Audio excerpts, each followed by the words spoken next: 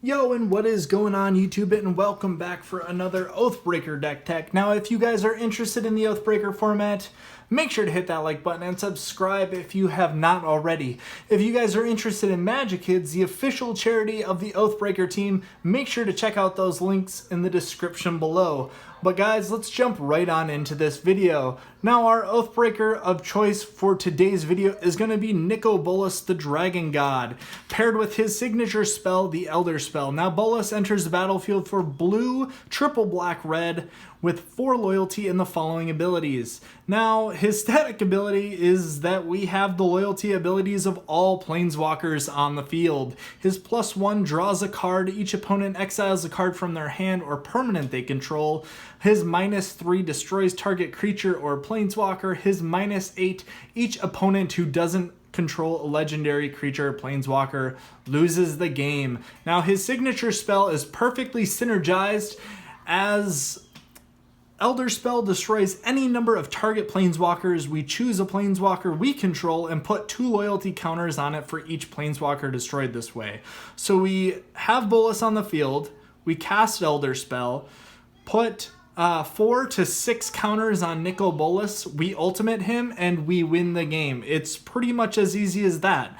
But if we're unable to ever get to the ultimate Bolas, and we need to have an alternate backup condition, and that's going to be a combination of Torment of Hailfire and Exsanguinate. Now, these have similar abilities, but they both are going to require us to have a ton of mana.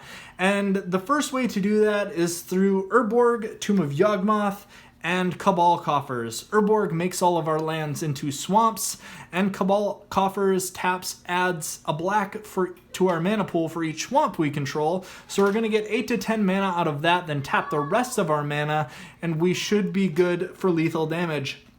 Now, the other way is through Bubbling Muck. Now, this gives us, whenever we tap a swamp for mana, it's going to produce an extra black mana. So this really helps kind of ramp up into the mana.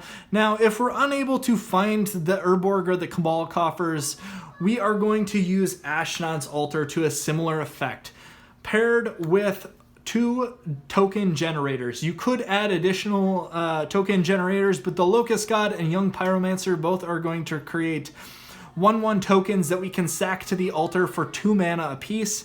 The tokens also add as great attackers and blockers if we kind of need to go that route.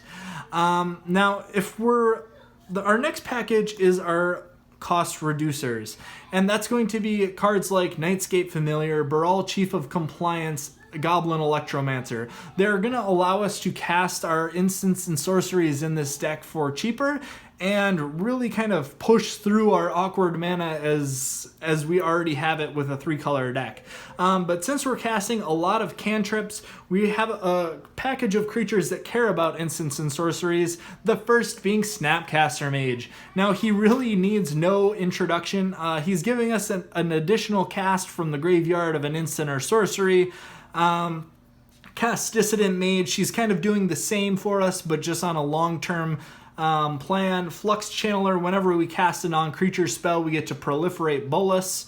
Nicol Bolas, the Ravager, comes in. He has some evasion, but he also flips into an Incredible Walker with 4 abilities himself. Baleful Strix acts as a great blocker with Death Touch. But now, since we have only a few creatures, we need a way to kind of control the board state, and that's through removal. Cards like Go Through the Throat, Terminate, Chaos Warp, Cast Down, Hero's Downfall, Bedevil, they're all going to deal with either creatures or just target permanents and really help us maintain control of the game.